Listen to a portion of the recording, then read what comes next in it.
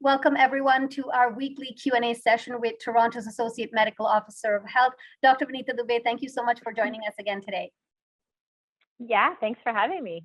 Absolutely. My name is Dilshad Burman. I'm a writer and reporter with City and CityNews, and I will be moderating this chat today. Now, if you have never seen one of these AMAs with the doctor, what we do is we collect questions over the week for the doctor. She's never seen them before. We present them to her today live, and she answers them off the cuff. If you haven't had a chance to submit your questions either on our website or through our social pages, you can still do so in this live chat during this broadcast, and we'll try to get to as many questions as we can in this short 30-minute period that we have with the doctor.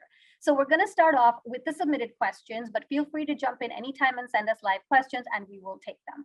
Doctor, are you ready to go? Yeah, let's go. Okay, wonderful. So what we've been doing for the past few months is we've been starting with vaccine questions because they are top of mind for most people, and then we'll move on to the other questions. Let's start with vaccine questions. Now, Lorna asks, do you have to wait 3 months after having COVID to get your COVID shots, vaccine shots? No, not at all. So actually, once you're out of isolation, you can actually get your COVID vaccine, and you can get your second vaccine on schedule. Sometimes if you've had a recent COVID infection, your symptoms can be a bit stronger after the vaccine. That's okay. That's normal. It actually means that you're probably going to get a better boost response as well from the vaccine. Okay. And then Susan says, she has a two-part question. She says, I got my Pfizer vaccine second dose on the Saturday. She submitted this question on the Monday. Can I take a shower? Absolutely. Yep. There's no contraindication for taking showers following your vaccination. Right. Yeah, that was a new one for me too. And then the second part of her question is, there are bumps on my armpits and a little bit of pain in my left hand. Is that normal after a vaccine? It sure is. Yeah, the bumps in the armpit are actually your lymph nodes. It sounds like it. It's your swollen lymph glands. So when you get your vaccine in your arm, the lymph glands are actually part of your immune system. So it actually activates your immune system. So those lumps are the lymph nodes for your activated immune system. And then you can get pain in right where you had the vaccine, or it can go up or down your arm as well too, related to the vaccine. You could try putting ice on there. You could take over-the-counter medications if the pain is bad as well. Okay. And then let's see, Jane asks, when I got my first dose of Pfizer, I had mild numbness, a tingly sensation, and sometimes little shocks, mostly on my left side where I got the shot. I went to the ER and they said that it was normal and it should go away in a week. It's been more than 2 months. It's definitely gotten better, but I still feel it sometimes. Is this normal? I haven't taken my second dose because I'm super nervous that it's going to get worse again. What would you do? Okay, so I mean, I haven't fully examined you, so I can't fully describe what's going on. Sometimes when the needle goes in, it can irritate the nerve, and that can give you some of those symptoms. What I would suggest to you is, if you're worried about the one arm, get the vaccine on the other side. And that may help. You could also go to your doctor to get the vaccine. If you were actually concerned about it, they could actually keep you in the clinic for half an hour after to make sure that you don't have symptoms as well. And then when you get your vaccine, maybe try putting some ice on it. It's actually, sometimes it can actually be the inflammation that also irritates, and that may help as well too. Right. And then Simon asks, I believe I first experienced COVID symptoms a week ago around August 29th and have felt better each day after. The only drugs I took were Tylenol Ultra Relief to relieve headaches once in the morning and once in the evening. Now I've stopped taking the Tylenol after September 3rd. When do you believe I should get my first vaccine shot? I'm a 24-year-old male. Okay, so if you had symptoms of COVID on the 29th, I would still recommend that you go and get tested, even if your symptoms are getting better. It is always better to know if you really have COVID. If you have COVID, then we could do contact tracing. If you decide not to go for testing, then you actually really have to stay in self-isolation for 10 days from when your symptoms started. And so on day 11, you could then go out, do your regular activities if your symptoms are improved, and you could get your COVID vaccine then. Okay. And then Cami has a two-part question. Cami says, I'm a retail store manager and need to hire more staff for Q4. Am I allowed to ask their vaccine status? Okay, so good question. It's actually up to you to develop your own workplace vaccination policy. So you could have a policy for your employees. It could be that your employees are required to be vaccinated if you hire them, or to disclose vaccination status. We actually have information on our website, toronto.ca/COVID-19. There's actually a specific web page for workplaces, for employers, to help them to develop a workplace vaccination policy. Okay. And then part two of Cami's question, with Delta in mind, should fully vaxxed people be wearing masks while indoors with other friends or family members, especially thinking about Thanksgiving? Should there be limits to how many people gather over the holidays? Are infants and the elderly safe to be included in this group, even if they're fully vaccinated? Yeah, another good question. Yes, definitely recommend that we continue with masking and physical distancing, having less gatherings, certainly less indoor gatherings. So in that situation, would recommend a small gathering. If the weather is good for Thanksgiving, actually take it outdoors. Yeah. If you're having it indoors, have less people wearing masks for sure. People who can't be vaccinated are obviously at a different risk, like infants, and people who are elderly, if they get a breakthrough case of COVID, are at a higher risk for having complications as well too. I think we have to keep a very close eye on our COVID case numbers. And, by Thanksgiving, there will be probably more specific guidance. But I think in the meanwhile, the science table has put out some recommendations and has said that we actually need to cut back on some of our activities. It's reduce our contacts. So those close contacts that we have with others, we need to start reducing those to prevent further spread. Right. And let's see, we've got some live questions coming in here. So let's take these. I think these are from YouTube. League account says, how come the new MU variant has been found in almost every US state, but has not been mentioned in Canada yet? Okay, so there are actually many other variants beyond the ones that we talk about. We know in Ontario, the Delta variant is predominant. More than 90% of cases have that variant. But there is what we call a surveillance system, a system in place to be able to check, a certain amount of samples to see if there are other variants spreading. We can expect that there are other variants around the world. It's really the variants of concern. And what that means is that the variant has been in one part of the world and is now in multiple countries. Maybe it spreads more easily. Maybe it causes more severe illness. And that variant of concern has now taken root and can become a dominant strain. And so it's those ones that we're really, really concerned about, really. Yeah, absolutely. And then Candace asks, what interval between vaccine doses provides for the best long-term immunity? Okay, so this is, again, a good question, and it's actually about a balancing act. Certainly, having some spacing between your doses, like 2 months or 3 months between your first and your second dose, will actually mean that your second dose will give you a stronger booster response.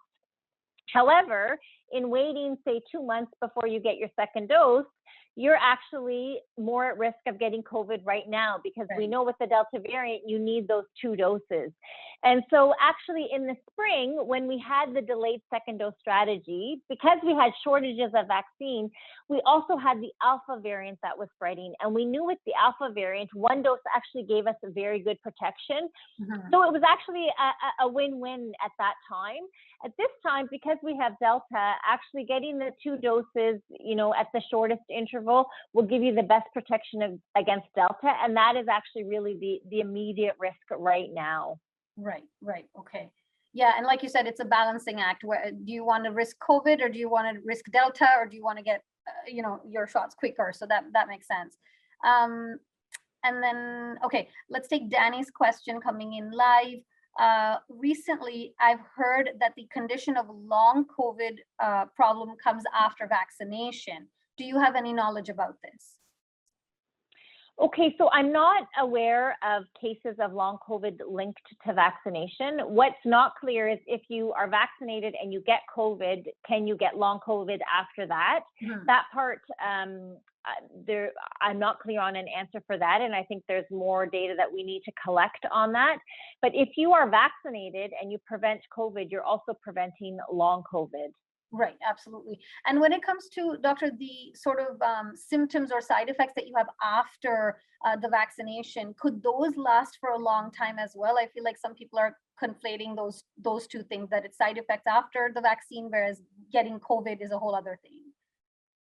Yeah, that's a really good point. I mean, we expect that you can have symptoms after the vaccine. Most of the symptoms last 3 to 4 days. And some people, they can last a bit longer, but they tend not to last for months, similar to long COVID. I think the other point to note is it takes time for you to develop your immunity, at least 2 weeks. And we know in that first month after your first dose, you can still get COVID. And so that may also be contributing to why people say they got long COVID, even if they were vaccinated. It may just have been after their first dose as well, where they actually got COVID. Right, okay.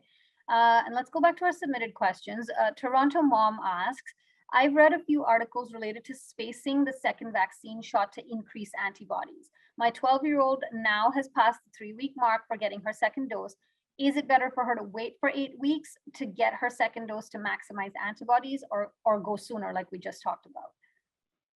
Yeah, at this stage, you know, your 12-year-old is heading back to school, maybe is already back at school, and that and we've started the fourth wave. And we know that the fourth wave is predominantly the Delta variant. And so I would recommend getting that second dose possible. It still does take 2 weeks after the second dose to have that best protection from when the second dose is given as well. Right. Sorry, doctor, just to clarify, because we lost your voice. So you would recommend to take it as soon as possible? Yes, because we're in the fourth wave, because your child is probably back at school or going back to school, and because it's the Delta variant that's spreading right now, and we need that second dose really for that protection. Right, got it. Okay. And then, oh, this is an interesting one. Kuldeep asks, both me and my wife got fully vaccinated by Covishield in India. How do we get our vaccination passport in Canada now that we've landed here? Okay, so what you need to do is to connect with your local public health unit. If you live in Toronto, that could be Toronto Public Health. And we actually have a survey online through our website, and you can complete it with the information for your vaccine that you got abroad. And we can then put it into the system. The system in Ontario is called COVAX, so that you have your vaccinations recorded in that system. Right, okay. And then let's move on to Nikki's question, again about Covishield, but slightly different. Those of us who received a mix of Covishield AstraZeneca are finding it increasingly difficult to make any future plans that involve travel outside of Canada. As we took the original government advice, do you think it is possible that eventually we'll be permitted to be revaccinated with an mRNA vaccine, or at least be given an mRNA booster? The mixed vaccine issues are not going away anytime soon. Yeah, I understand that. I mean, things are constantly changing, and it's, you know, we've talked about this. It's hard to control policies in other countries. Yes. The issue about booster doses is certainly an active discussion around the world. We've seen some countries say that, you know, in Israel, you're eligible. In the US, they're just waiting for authorization, and then they will be starting booster doses. And in Canada, we're certainly looking at this question of booster doses. We've talked before about how in Ontario, very select small groups are going ahead with booster doses right now. But if it's recommended more broadly, then yes, that recommendation will be made, including if it's only recommended, say, if you got AstraZeneca or whatever. That is something that we are certainly looking at. Right, right. So it's possible that booster doses might be expanded, but perhaps only to the people that got AstraZeneca. Yeah, I wouldn't go so far to say as maybe just for them. I mean, it's something that we're going to look at. Maybe it's just based on age. Maybe it's based on time since you last had your vaccine dose. Maybe if you got a breakthrough, you know, like there are a lot of things to think about in terms of who might benefit from a booster dose and who it would be recommended for. Right, right, absolutely. Okay, we've got a live question coming in here from Unix. When will Novavax be available in Canada, and is it better than Pfizer or Moderna? Okay, Novavax is what we call a protein subunit vaccine. It's very similar to the type of vaccines that we have for the flu. Instead of getting your body to make a protein and then to develop antibodies against it, you actually have the protein and then you develop antibodies against it. Novavax has to file for submission and licensure in Canada before it can actually be approved and before we can even hope to have it. So I think that is the next step. We have seen, though, I mean, the Johnson & Johnson vaccine has been approved in Canada since the spring, but we actually haven't had supply of it. So I think that's probably also what manufacturers are trying to balance, like to go for licensure, but also they probably want to make sure that if it's licensed, they have some vaccine that they could send to the country where it is licensed. Right, absolutely. Okay, let's go back to our submitted questions. Curious asks, my husband and I are seniors and fully vaccinated. Some of our children, as well as their spouses, are not vaccinated. Should we be around them or take any precautions? Well, I might recommend that you try as best you can to talk to them, listen to them about why they choose not to be vaccinated. I mean, I think certainly getting your family, your friends, people who you spend a lot of time with vaccinated is still the best way to protect you, especially if you're elderly and are at higher risk. And I think that there's no question that unvaccinated people have a higher risk of getting COVID. 7 times more likely to get COVID. If they get COVID, you know, many, many times more likely to be hospitalized. And so that's definitely something that I think that you would want to consider. I think if you want to meet up with your family, take it outdoors, still wear that mask and still keep that physical distance. Right, absolutely. Okay, let's keep moving. Lisa asks, if there's no study on pregnant women, why are some obstetricians recommending the vaccine? So the vaccines have actually, it's called post-marketing studies. So there have been registries where people who were pregnant were vaccinated and then followed along in their pregnancy, and that has been recorded. And so those studies, those post-marketing studies are available in pregnancy and have so far continued to show, first of all, that the vaccines work in pregnancy. We know that we need vaccines in pregnancy because in pregnancy you can get very, very sick. But they've also shown that there's no increased risk to the baby or to the mother when you get the vaccine in pregnancy. Okay. So there have been essentially studies, even though they're like you said, post-market studies, right? That's right. Yep. Okay. And then LV asks, we just talked about Johnson & Johnson. Why is the one-dose Johnson & Johnson vaccine not available in Canada yet? Yeah, I'm not exactly sure on the specifics, but you know, it is not available here yet, and so that's just the reality of it. It's not that, you know, it's here and we're not using it. It's actually is not here. Yeah. Right.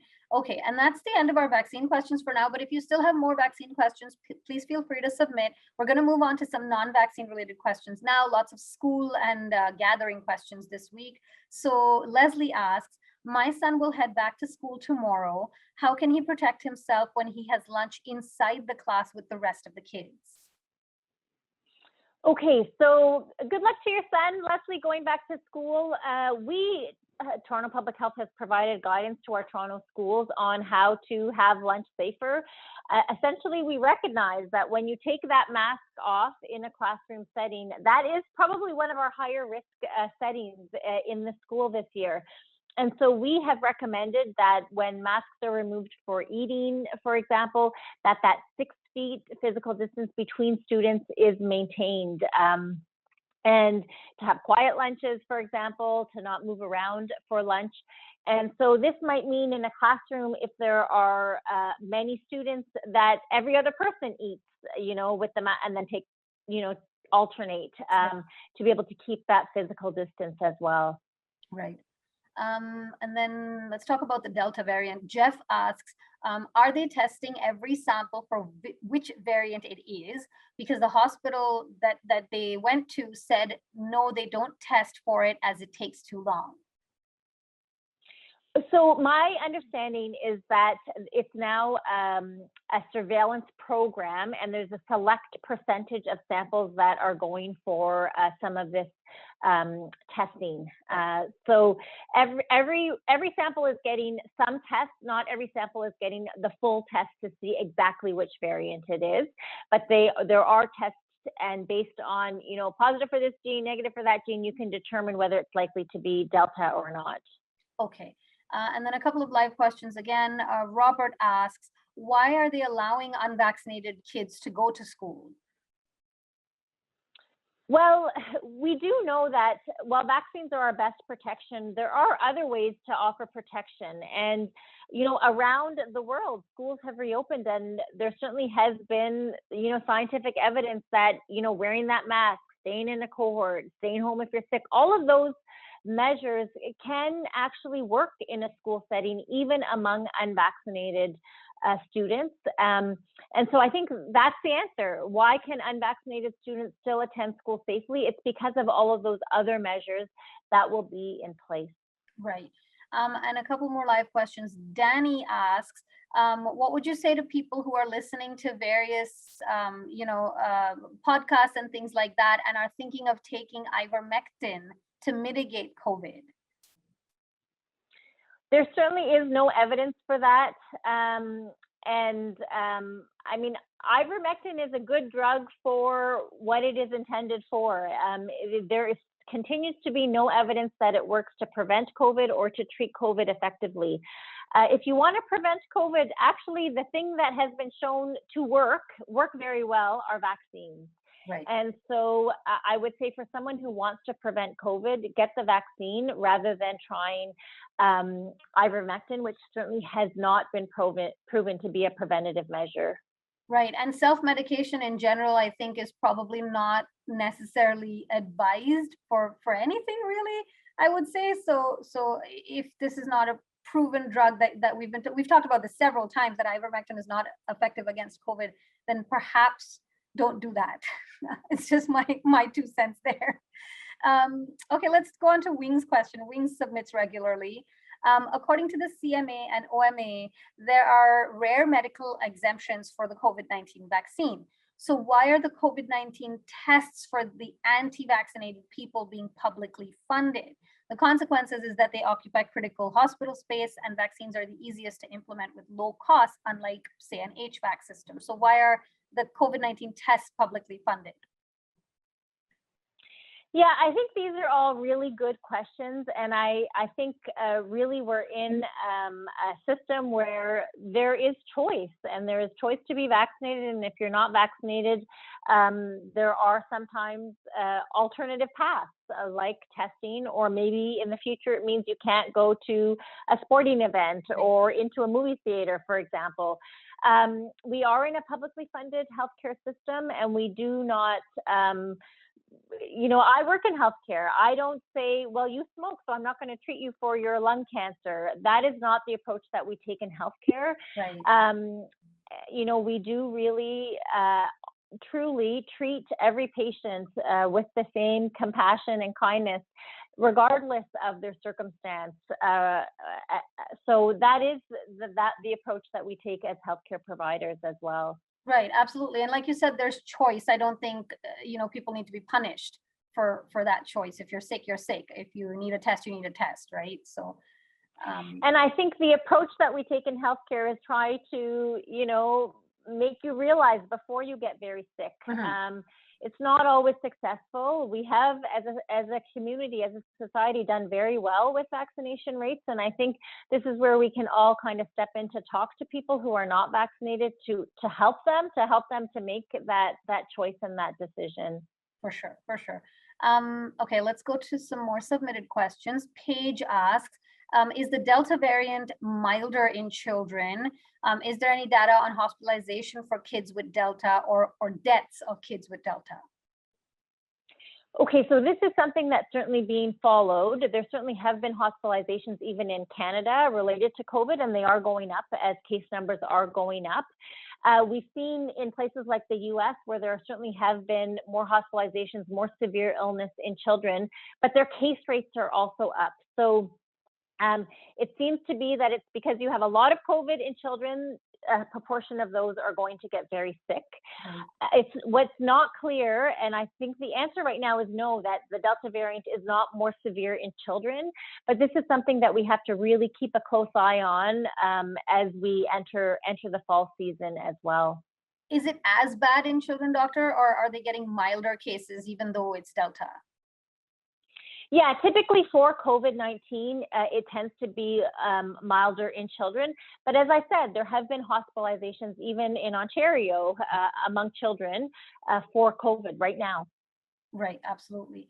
And let's take Farah's question. She's also concerned about school. How safe are our school? How safe will the schools be? Because most kids in elementary school are under 12 and they don't have their vaccine yet.